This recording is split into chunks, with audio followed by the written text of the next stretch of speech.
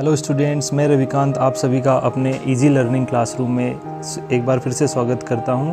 कैसे हो आप लोग? आज हम लोग NSAIDs के बारे में पढ़ने वाले हैं। तो NSAIDs क्या होते हैं, क्या इनका इफ़ेक्ट होता है, क्या मैकेनिज़्म ऑफ एक्शन होता है और क्या इनसे रिलेटेड क्वेश्चंस बनते हैं, कौन कौन से एग्जांपल्स है, वो सब हम लोग देखने वाले हैं। तो इससे पहले की जो लेक्चर्स है उन लेक्चर्स को आप लोग वीडियो डिस्क्रिप्शन में लिंक दिए हुए हैं, वहाँ पर जा कर के देख सकते हैं या फिर आई बटन पे क्लिक करके आप लोग देख सकते हैं। तो चलिए आज की क्लास शुरू करते हैं।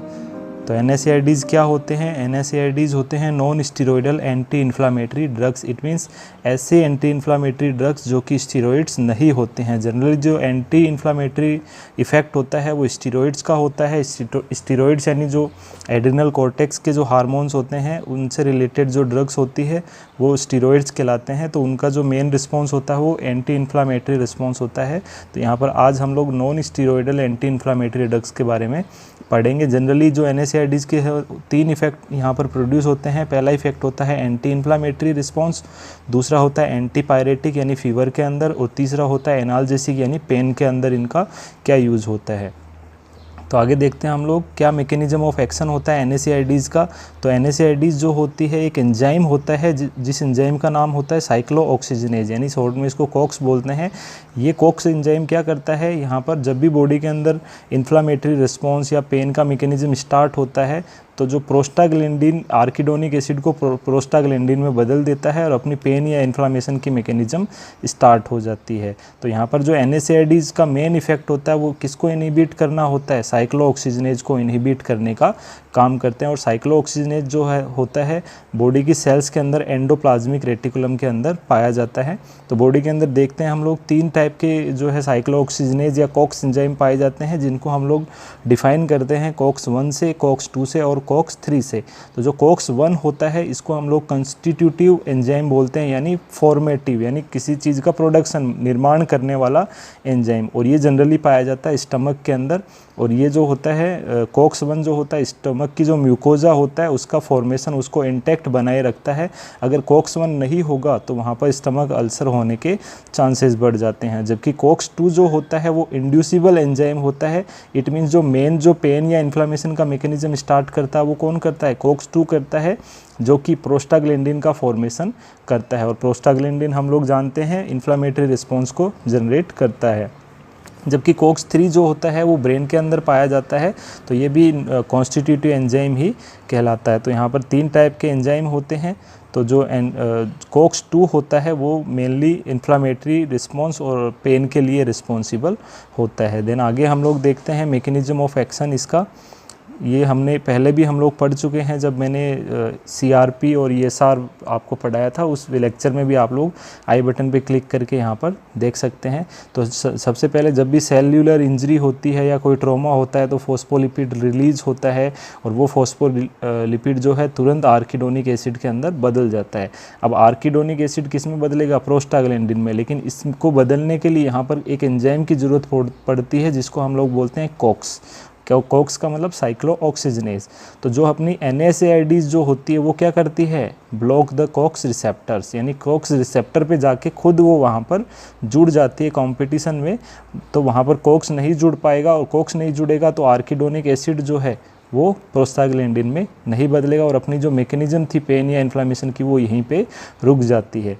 लेकिन नॉर्मल अगर यहाँ पर NSAIDs का यूज़ नहीं कर रहे हैं हम लोग तो जो प्रोस्टाग्लैंडिन है वो क्या करता है, इन्फ्लामेशन, पेन, स्वेलिंग स्टार्ट करता है, और साथ में प्लेटलेट्स जो है थ्रोम्बोक्सिन का रिलीज़ करना स्टार्ट कर देती है।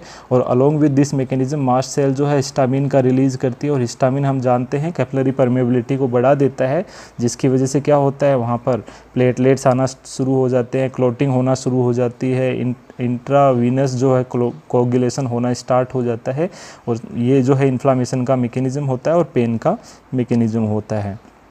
तो यहाँ पर मेन जो एक्शन था अपने जो NSAIDs का वो क्या है, main action block the COX receptor. और मेनली कौन सा COX रिसेप्टर, COX 2 रिसेप्टर को ये ब्लॉक करते हैं। देन आफ्टर आगे हम लोग देखते हैं इनके जो इफ़ेक्ट थे, 3 इफ़ेक्ट हम लोगों ने पढ़े थे, anti inflammatory effect, analgesic effect और एंटी पायरेटिक इफ़ेक्ट। तो कैसे ये होता है तो हम लोग देखते हैं।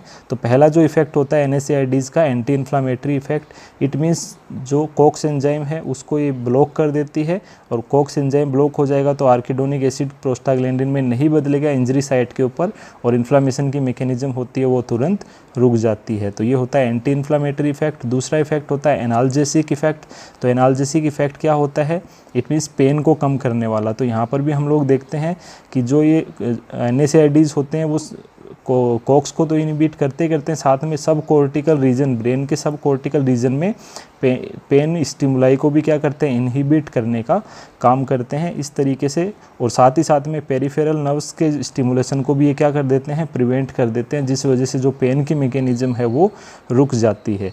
ऐसे ही तीसरा जो इफ़ेक्ट है वो अपना होता है एंटीपायरेटिक इफ़ेक्ट। तो एंटीपायरेटिक का मतलब होता है फीवर के अंदर ये कैसे वर्क करती है।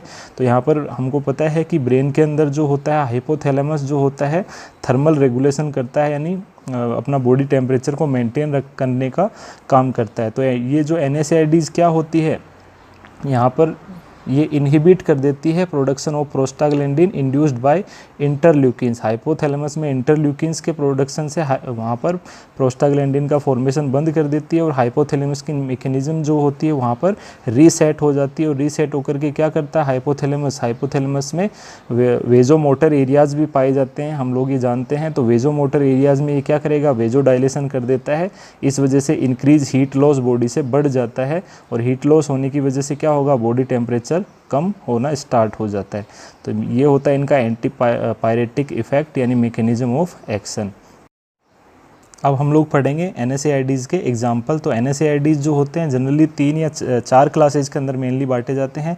पहला जो क्लास होता है उसको हम लोग बोलते हैं नॉन सेलेक्टिव कॉक्स इनहिबिटर।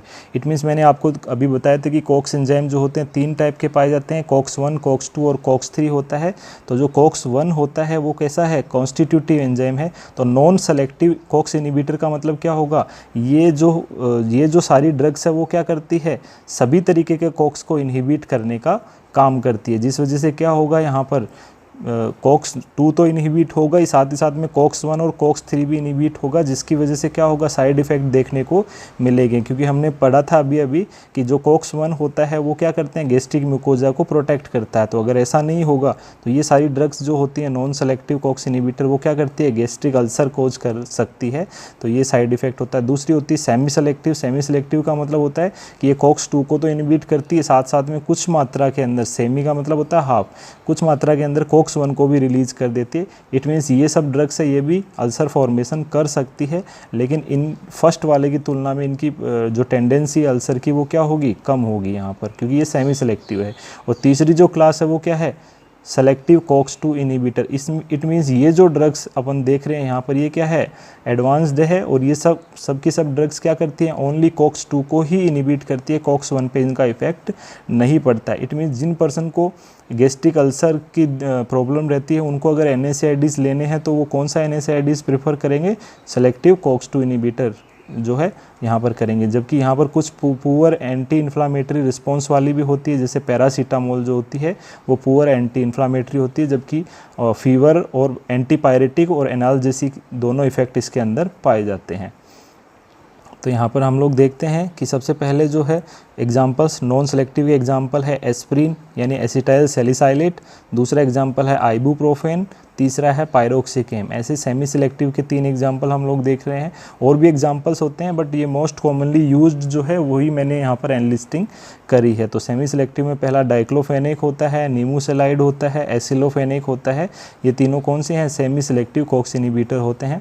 ऐसे सिलेक्टिव कॉक्स इनहिबिटर के अंदर जो होते हैं इट मीन्स ओनली COX-2 को ही इनहिबिट करते हैं ये। तो सेलेकॉक्सिब, पैराकॉक्सिब और एटोरिकॉक्सिब जो ये है सेलेक्टिव होते हैं। और पुअर जो एंटी इन्फ्लामेटरी, इसमें एक एग्जांपल दिया है मैंने आपको पैरासीटामोल, इसके अदर नेम भी है एसिटामिनोफेन, टिनोलोल और एन एसिटाइल पैराएमिनोफेनोल। तो ये इसके जो अदर नेम्स होते हैं। पैरासीटामोल शॉर्ट में इसको PCM भी हम लोग बोलते हैं। अब देखते हैं हम लोग साइड इफ़ेक्ट्स ऑफ NSAIDs। तो साइड इफ़ेक्ट मैंने बताया था कि ये COX-1 को भी क्या कर सकते हैं? जो इनहिबिट कर देते हैं और कोक्स 3 को भी क्या कर देते हैं, इनहिबिट कर देते हैं, जबकि अपना टारगेट कौन था, कोक्स 2 था। तो कोक्स 2 के साथ में 1 को और 3 जो कि कॉन्स्टिट्यूटिव थे उनको भी इन्होंने ब्लॉक कर दिया, जिसकी वजह से क्या होगा, गैस्ट्रिक म्यूकोजा इरिटेट होगी, गैस्ट्रिक अल्सर हो सकते हैं, एपिगैस्ट्रिक डिस्ट्रेस होगा, पेन होगा वहाँ पर, साथ ही साथ नोजिया वोमिटिंग होगा, डिस्पेप्सिया होगा, इंडाइजेशन हो जाएगा, डिजीनेस एंड कन्फ्यूजन वगैरह भी यहाँ पर, क्योंकि कोक्स 3 भी यहाँ पर इनहिबिट यहाँ पर हो जाता है। तो ये सारे के सारे जो साइड इफ़ेक्ट हम लोग देख पा रहे हैं कोक्स 1 और कोक्स 3 के इनहिबिट होने की वजह से होते हैं। अगर यहाँ पर हम लोग जो सेलेक्टिव जो कोक्स 2 इनहिबिटर जैसे एटोरिकॉक्सिब, सेलेकॉक्सिब और पैराकॉक्सिब वगैरह जो है, अगर उनको यूज़ करते हैं तो ये जो साइड इफ़ेक्ट है उनको ओवरकम किया जा सकता है। देन यहाँ पर हम लोग पढ़ेंगे एस्प्रिन के बारे में। इसके कई क्वेश्चंस एग्जाम में पूछे जाते हैं, तो इसको पढ़ लेते हैं हम लोग। तो एस्प्रिन का दूसरा नाम क्या है, एसिटाइल सैलिसाइलेट के नाम से भी इसको जाना जाता है। और इसमें भी ये तीनों करेक्टर होते हैं, एनाल्जेसिक होता है, एंटीपायरेटिक होता है, एंटी इन्फ्लामेटरी इफेक्ट भी होता है, और it also act as anti platelet medicine भी इसको बोलते हैं। क्यों बोलते हैं आगे हम लोग देखेंगे, क्योंकि ये इंटरफेयर करती है एग्रीगेशन ऑफ प्लेटलेट्स को, प्लेटलेट्स के जो चिपकने की टेंडेंसी है उस चीज़ को ये रोक देती है, जिसकी वजह से क्या होगा, क्योंकि हम लोगों ने एक यूनिट में पढ़ा था हीमोस्टेसिस यानी ब्लड क्लोटिंग पढ़ा था, तो आई बटन पे या डिस्क्रिप्शन में जाके वो वीडियो भी आप लोग देख सकते हैं। तो उस वीडियो में बताया था कि प्लेटलेट्स क्या करते हैं, ब्लीडिंग टाइम जो होता है उसको मेंटेन करती है। तो जब प्लेटलेट्स के एग्रीगेशन नहीं होगा तो ब्लीडिंग टाइम जो है ट्वाइस, यानी नॉर्मल वैल्यू जो थी ब्लीडिंग टाइम की हम लोगों ने पढ़ी थी, ब्लीडिंग टाइम कितना होता है 2 से 6 मिनट होता है, तो ये नॉर्मल वैल्यू से डबल यहाँ पर हो जाएगा अपना ब्लीडिंग टाइम, अगर कोई पेशेंट एस्पिरिन की थेरेपी ले रहा है। देन यहाँ पर क्या क्या यूजेज हैं एस्पिरिन के वो देखते हैं। तो एस्पिरिन का एनाल्जेसिक यूज है, अलग अलग यूज अलग अलग डोज पे डिपेंड करता है। अगर हम लोग 300 से 600 mg एस्पिरिन अगर प्रिस्क्राइब करते हैं तो वो एज ए एनाल्जेसिक वहाँ पर वर्क करती है। एंटी इन्फ्लामेटरी के लिए वहाँ पर 75 to 100 mg पर kg, यहाँ पर ये चीज़ ध्यान रखने वाली है। अगर किसी पर्सन का बॉडी वेट अगर 50 है kg है तो 75 × 50 करेंगे तो उतना mg पर डे उसको दिया जाएगा as a anti inflammatory effect, जैसे कि रूमेटिक फीवर है, रूमेटिक आर्थराइटिस है, इनके अंदर इनको दिया जाता है। देन यहाँ पर एंटीपायरेटिक इफेक्ट जो होता है वो कितना होता है 300 से 600 mg per day. For low grade fever यहाँ पर इसको यूज कर सकते हैं। बाकी अगर हाई ग्रेड फीवर है तो पैरासीटामोल वगैरह को यहाँ पर प्रीफर किया जाता है। ऐसे ही एंटी प्लेटलेट इफेक्ट भी इसका होता है। तो एंटी प्लेटलेट इफेक्ट के अंदर 75 to 100 mg यहाँ पर अगर पर डे डेली लिया जाए तो एंटी प्लेटलेट मैकेनिज्म कर सकती है, और ये प्रीफर की जाती है हार्ट अटैक या फिर हार्ट फेलियर के पेशेंट के अंदर टू प्रिवेंट ब्लड क्लोटिंग। उनके अंदर जो ब्लड स्टेसिस होगा, रुकेगा ब्लड, तो उसकी वजह से इंट्रावेस्कुलर जो है क्लोटिंग होना स्टार्ट हो जाती है, तो उसको प्रिवेंट करने के लिए यहाँ पर एंटी प्लेटलेट्स जो है यानी एस्प्रिन जो है दिया जाता है। तो हार्ट अटैक या जो कंजेस्टिव हार्ट फेलियर के जो पर्सन होते हैं उनको एस्प्रिन जो होता है 75 to 100 mg हमेशा साथ में रखना चाहिए। देन यहाँ पर एस्प्रिन के कुछ कॉन्ट्रा इंडिकेशंस है। तो यहाँ पर एस्प्रिन जो होता है अंडर 15 ईयर ऑफ एज इसको कॉन्ट्राइंडिकेटेड है। क्यों?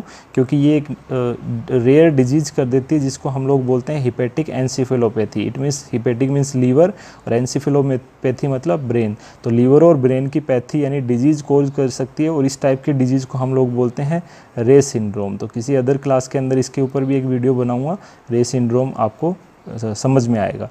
तो यहाँ पर एस्प्रिन अगर बच्चे के अंदर अगर एंटी पायरेटिक अगर यूज करना है तो वहाँ पर पैरासीटामोल को वहाँ पर प्रिफर किया जाता है ओवर द एस्प्रिन। एस्प्रिन को वहाँ पर यूज़ नहीं करते हैं। तो ये भी एक इम्पॉर्टेंट क्वेश्चन होता है, एस्प्रिन क्यों कॉन्ट्राइंडिकेटेड होता है? क्योंकि ये क्या कर सकता है, हिपेटिक एनसीफेलोपैथी कर सकता है, जिसको हम लोग रे सिंड्रोम के नाम से जानते हैं। स्टूडेंट्स, वीडियो से रिलेटेड या इस टॉपिक से रिलेटेड कोई भी कन्फ्यूज़न हो तो कमेंट बॉक्स के अंदर आप जा कर के पूछ सकते हैं। चैनल को सब्सक्राइब ज़रूर करें और बेल आइकन पे ज़रूर क्लिक करें ताकि रेगुलर वीडियो अपडेट्स आप तक पहुंच सके। Thank you very much.